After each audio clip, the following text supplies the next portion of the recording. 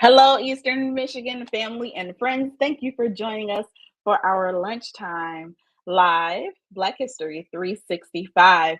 Welcome, welcome, welcome. My name is Taquanda Johnson. I serve as the social media strategist here at Eastern Michigan University, and we're excited about our conversation today. We are continuing on celebrating Black History Month throughout this month as well as beyond, because here at Eastern, we believe that Black history is 365 days of the year.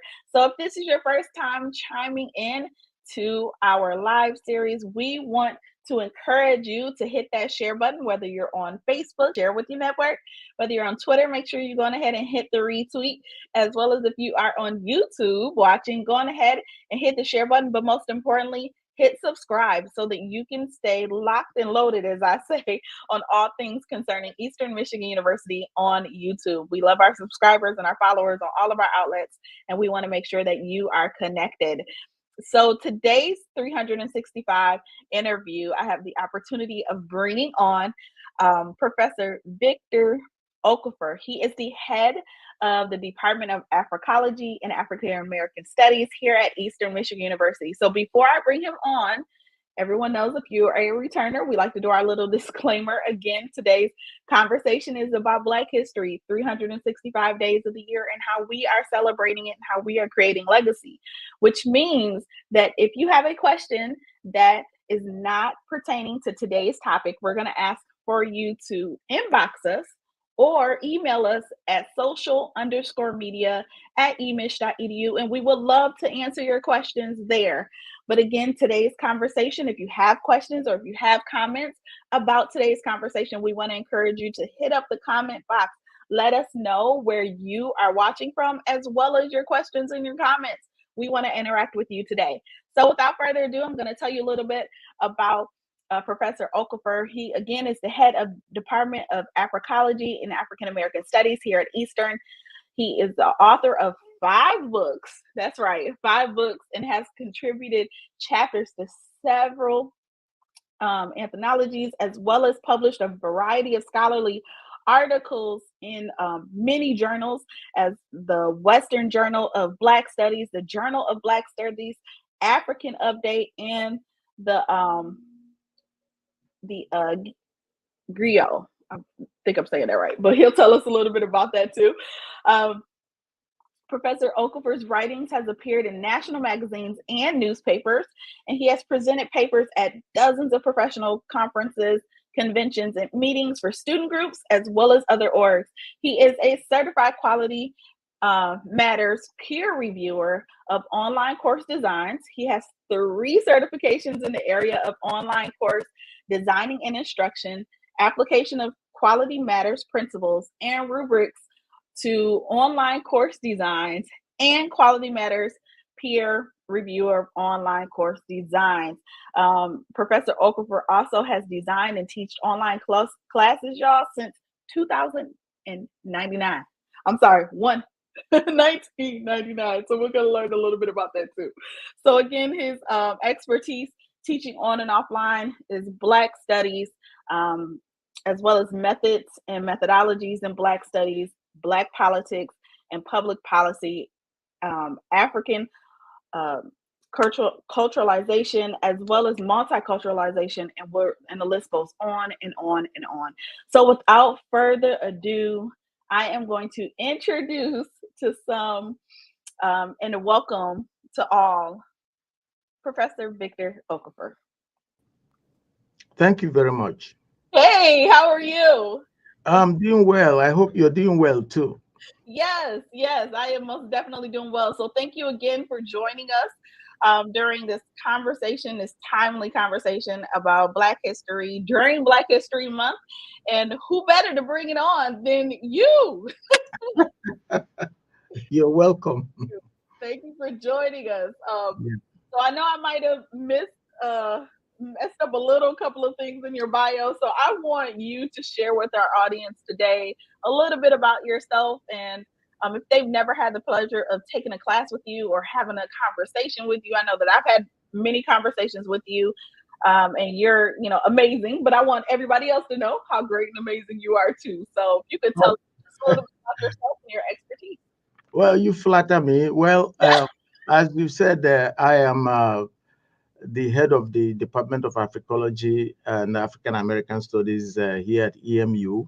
I've been serving at EMU since 1995.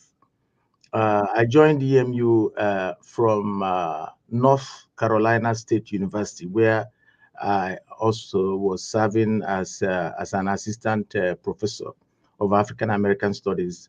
So I came in here in 1995 as a tenure track assistant professor and rose through the ranks and eventually became a department head.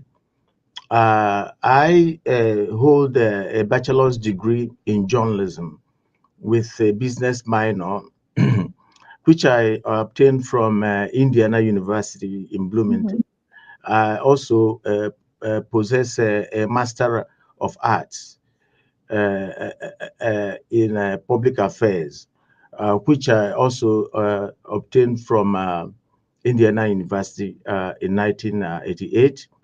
And then I added a PhD in African American Studies, which I secured from Temple University in Philadelphia in 1994.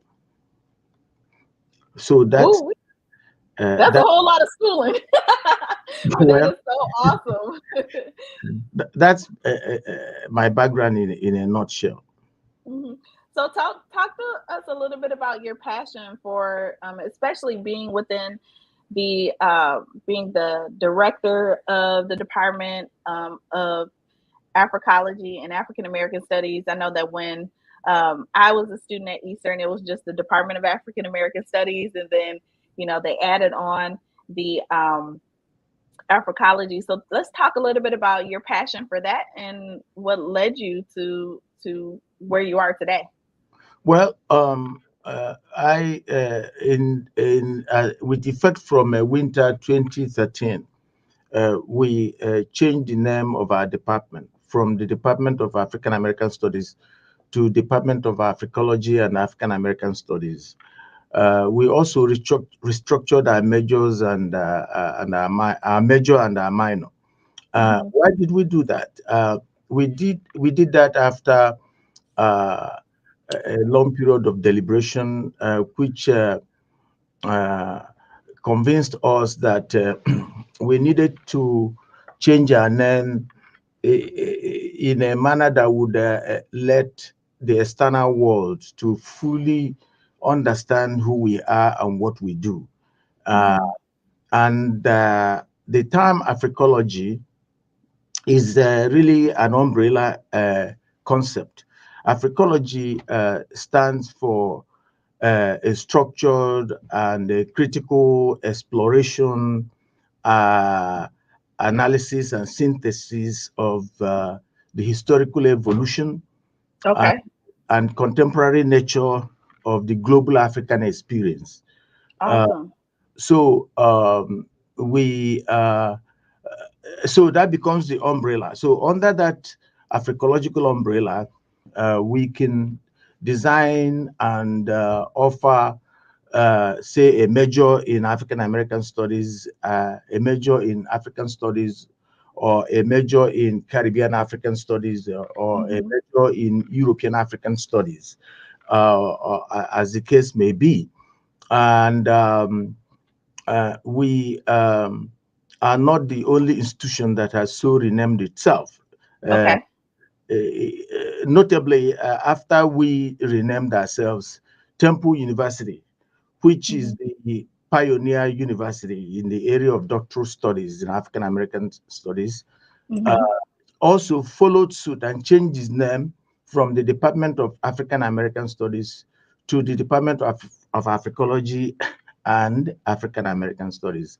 Wow. And uh, to, and as I understand, several other institutions that are thinking along the same line. Our discipline goes by a variety of names. We are Hmm. known across the academic landscape by a variety of names, such as Black Studies, African Hmm. American Studies, Pan African Studies, African World Studies, Black African Studies, uh, Africana Studies, and of course, Africology and African American Studies. Uh, Mhm. so, and I am very pleased with that step that we took, because that's the cutting edge of knowledge Mhm. in our discipline, and it helps outsiders to understand that the scope of what we do goes beyond the United States. That's good. But, Yeah. it is universal in scope. It covers generations of the African world experience and thousands of years of data. That's awesome. Like I think that individuals just don't know exactly what goes behind, creating a name for departments and ensuring that we're being inclusive and also caring for our students and in the areas that they desire to go into. So thank you for breaking that down for us, because I know for me, I'm an alum and I was like, oh, we changed the name, and I never asked like, why did we change the name. So Yeah, thank you uh, for we, sharing we, that. we also want to make it explicit that we are open to all students, and Absolutely. we seek to attract students from all backgrounds, Hmm. to our major, to our minor, to our gen ed courses, and so we want that message to be clearly understood by Hmm. all, and that we are open, and that the knowledge that we disseminate is knowledge meant for the consumption of the total university community. Absolutely. I totally love it. So I want to talk a little bit about what Black history means to you and the importance of the month. And we'll leave it at there. I won't put three or four questions in on it. So tell us Well, a little bit about like mm, what Black history means to you and the importance of this month well, as well Black as every day. history to me symbolizes resilience, uh, Mm, capacity of a human community to overcome, and to overcome with grace, that's uh, good. and to continue to forge ahead and compete successfully in a variety of spheres of human endeavor. Hmm. So it represents the human capacity to overcome, not only to overcome, but to transcend, uh, Hmm. and to continue to compete side by side with other human communities in this earthly dimension. Ooh, I absolutely love that aspect of transcending. That is just really really good. So talk to us a little bit about like the importance of this month and why you feel this month is so important. As you uh, hinted at the beginning of the program, Hmm. Black history is an everyday affair. It is not limited to February, although Right. the fact that February is set aside uh, for it is merely a way of drawing national attention to it and Mm-hmm. national consciousness about it. Uh, we, of course, owe it to a past famous professor, Professor Carter G. Woodson, who inaugurated it in 1926 as a Black History Week. Uh, Mm-hmm. it was later on that it was recoined as a Black History Month. But the question must always be asked why he found it necessary to Mm-hmm. a Black History Week when he did.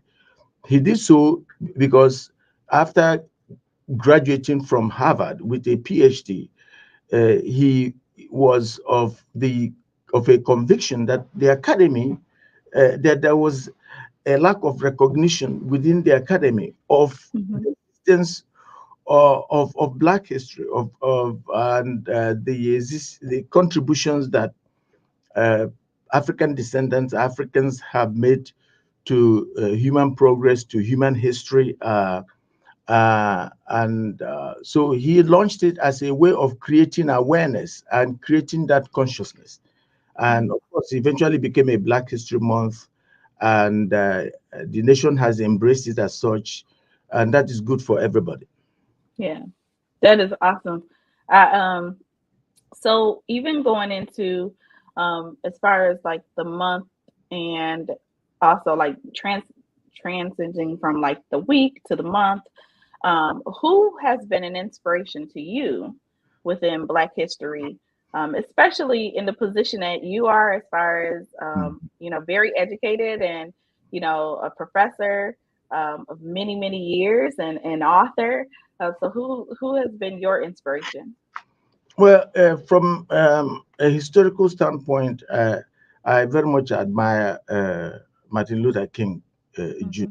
Uh, Martin Luther King was a transformational leader, and he was able to use the instrumentality of love, civil disobedience, and the doctrine of unjust and just laws Hmm.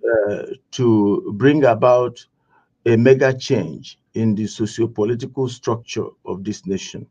Uh, uh, he uh, he was able to convince the community that the best way to approach this struggle was to use love as a tool instead of violence, Hmm.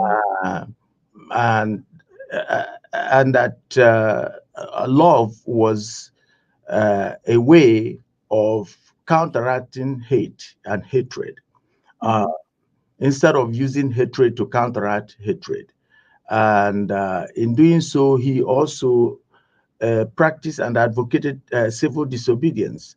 By civil disobedience, meant for the furtherance of justice, uh, of equity, and progress. He advocated the concept of just and unjust laws. Yeah. By that, he meant that uh, that citizens owe it as a duty to disobey unjust laws.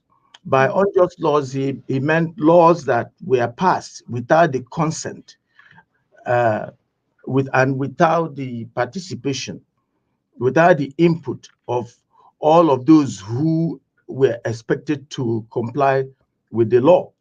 He Hmm. describes such laws as unjust laws. He says that unjust laws are also laws that run against the grain of natural law. And Hmm. um, he argued that good citizens had a duty to disobey unjust law. But at the same time, he said, look, if you disobey unjust laws, you should be prepared to pay the price. Uh, Right. the Right. disobedience of the law does, of course, attract uh, some penalties. Hmm. And his struggle did not die in vain. It was a long 13-year struggle that he began at the age of 26, you Hmm. know, in Montgomery, Alabama, following the 1955 bus boycott by Rosa Parks. Hmm. And when that bus boycott occurred, the Montgomery Improvement Association sought for a leader to take care of that movement. Uh, Hmm. King was actually one of two pastors that the Montgomery Improvement Association approached. Uh, Hmm. the first one, Kelly Mitchell, declined, arguing that he did not want to mix religion with politics. Uh, Hmm. King accepted that challenge at his tender age of 26, and he waged that struggle uh, until his assassination at the age of 38. Um, and he through that struggle he was able to forge a coalition, because it does not take only a minority to bring about the kind of mega change uh, Yeah. and transformations that he brought about. You have to have allies in the other segments of the nation, in other communities of the nation. He through that uh, coalition that he forged, he was able to bring about or serve as a catalyst Mm-hmm. for uh, legal reforms such as the 1965 Civil Rights Act, the 1964 Civil Rights Act, the 1965 Voting Rights Act, and the 1968 Fair Housing Act. Mm-hmm. Um, these three legislative reforms turned out to be much more effective than prior similar legislative enactments. Um, and they ushered in a legal era of racial integration. Uh, Mm-hmm. and they removed effectively barriers to Black political participation and the ability, the capacity of African Americans to register to vote, and to be voted for. And, Mm-hmm. um, and we have the results have been uh, quite demonstrable and substantial. We have seen significant increases in the number of uh, African American legislators in the state houses, in the National Yes. Assembly.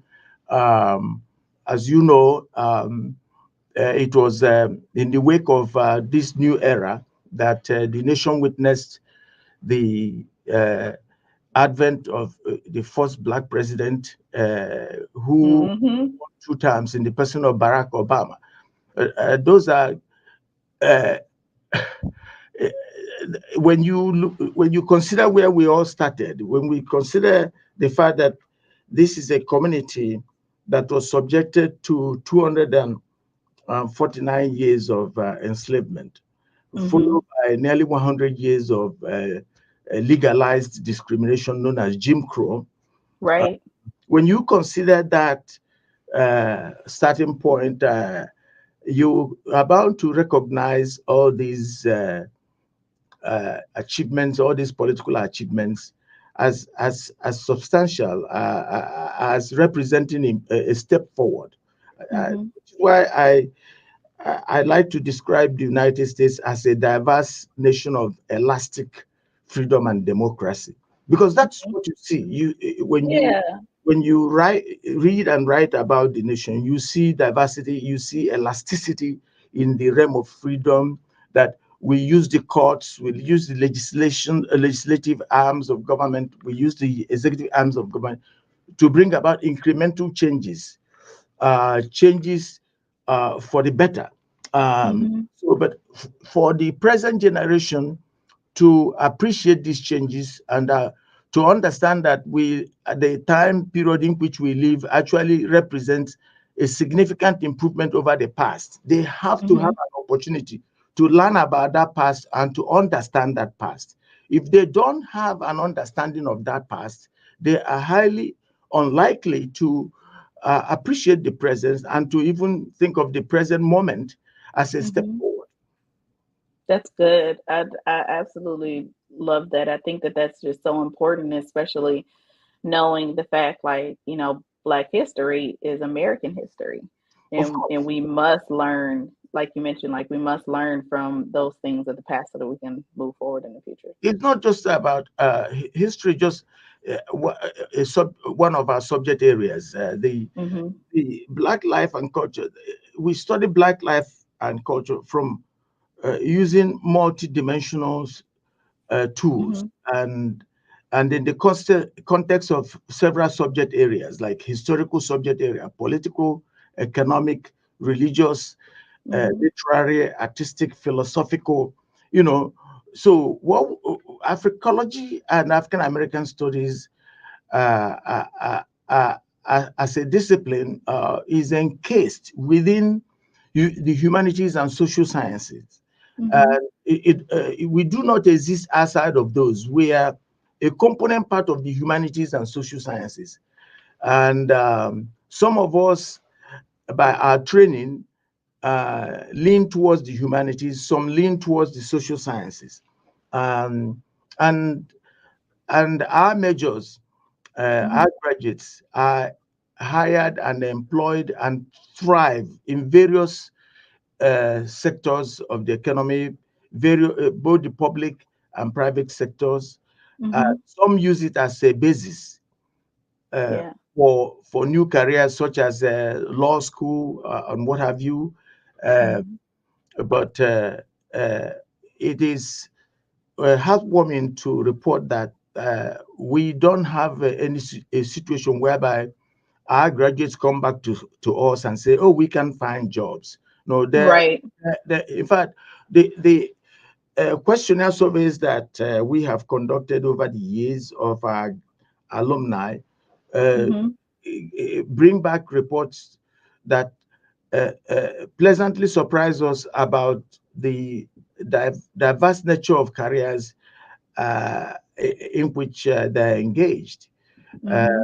and on top of that, on our website, we have a PDF file of over 500 names of actual human beings who Mm-hmm. established distinguished careers in both the public and private sectors across the nation.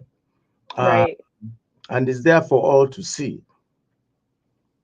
That is so great, just knowing, like this has been a catalyst for those who are finding their voice, in various other aspects of what they, may be called to do, like you mentioned, law and Mhm. different things like that. So I think that that's great.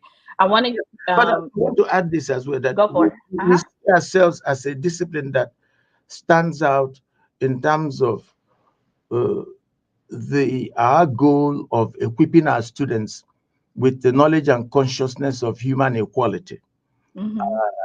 And our expectation is that the students that we educate and prepare are not going to uh, graduate with thinking of themselves with any as either racially superior or racially inferior. We train Mm-hmm. them to be human, and by that we mean that we give them we imbue them based on actual knowledge with consciousness of human equality. Uh, Mm-hmm. they internalize that consciousness and move on to the world viewing fellow human beings as fellow equals, regardless of their background, regardless of the color of their skin or what have you.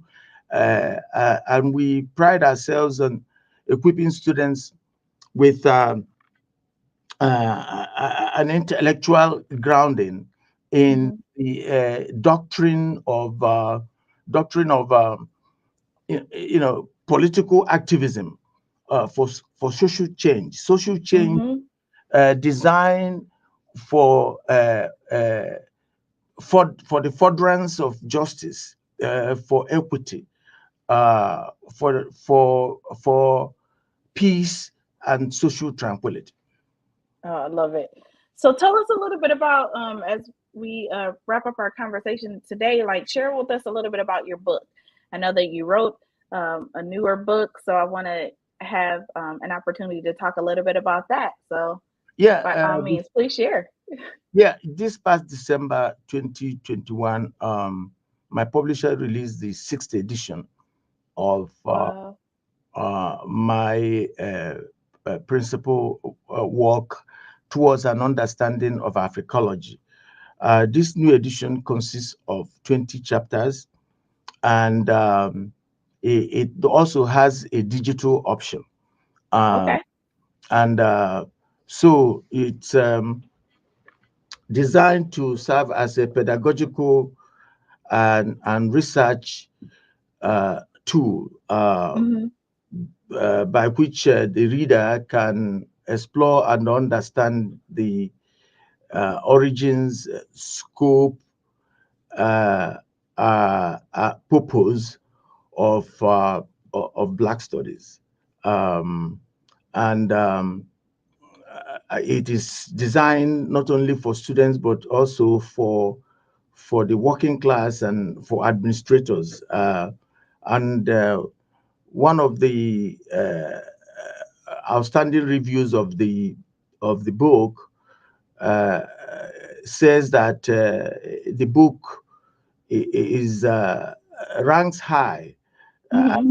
as a readable text. That is its readability. It's one of its strengths. That's And awesome. and so I am proud of this new edition. I've been working on this book and I've been putting out various editions of this book for the past 20 years. Hmm. For me, it is work in progress. It is work in progress, and that is why the publisher, continues to consider it viable. That's so great. Congratulations on this new release. I think like when we were talking about it prior to, I was like, that's one of the things that I noticed was that there was different editions. So I was like, oh, that means he has more knowledge and more knowledge to share in this area. So Yeah, we that's we really great. we've striven to produce a new edition every 4 years. Okay. The book has two main uh, segments. The first segment is the historical segment. Hmm. The second segment deals with more contemporary phenomena, and uh, the updates have occurred more to the second segment that Hmm. deals with contemporary data, contemporary statistics, and so we've striven to keep the book up to date. And because one of the things that can discredit any book is for a student to pick it up and then be saddled with information about President Obama, who is no longer the president, Yeah. you know, Right. or Right.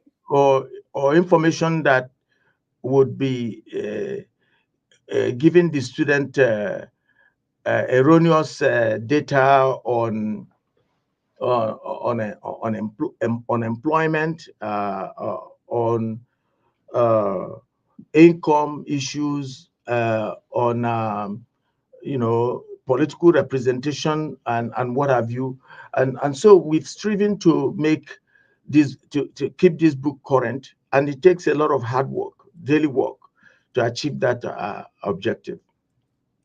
Awesome. So we're gonna go on ahead and make sure we drop that link to your book in our comment section, so that way whoever is either watching currently live or watching the replay of this a little bit later, they can go and check out the book and purchase it themselves.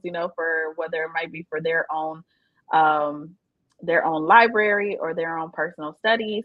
Again, the sixth edition of Towards an Understanding of Africology by Professor Okafor is out, and it is available in a digital form or hard copy. So we'll make sure that we make that available.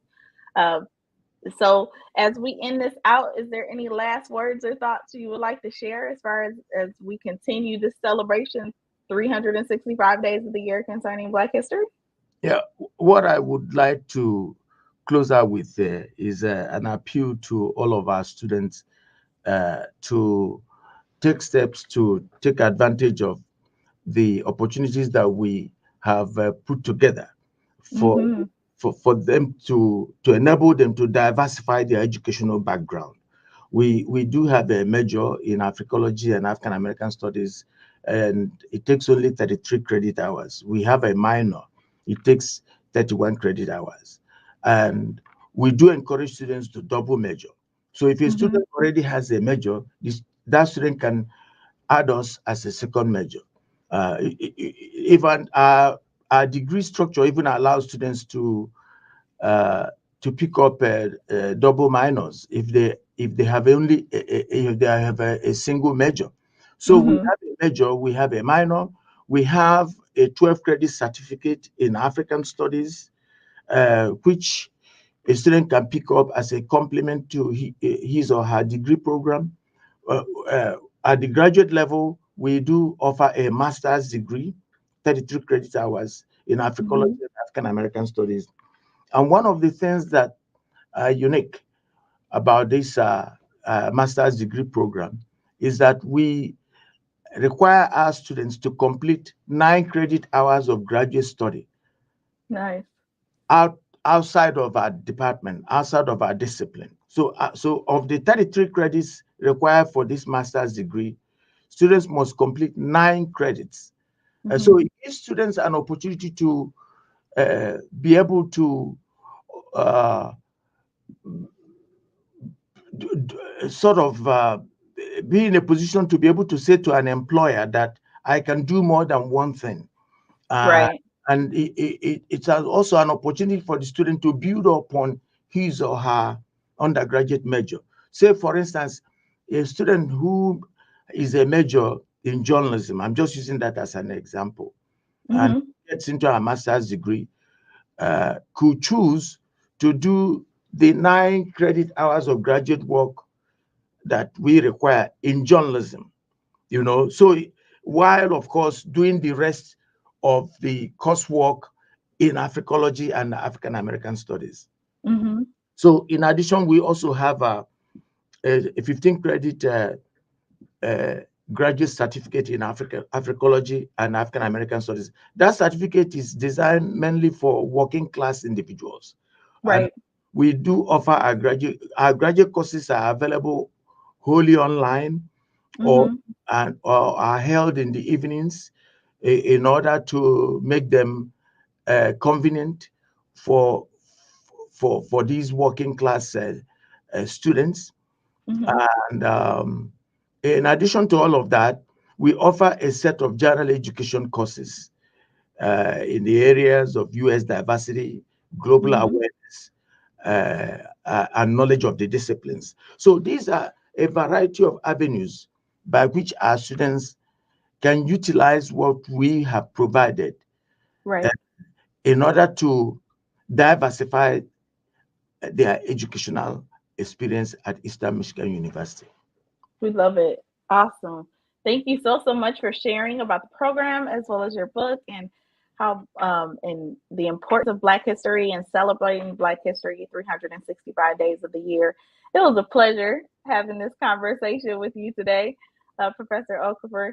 So again, if you are watching or you're catching the replay, make sure that you leave comments in the comment section if you have specific questions for Professor Okafor. We can make sure that we get those over to him. So you can drop them in the comment box or shoot us an email at social_media@emish.edu.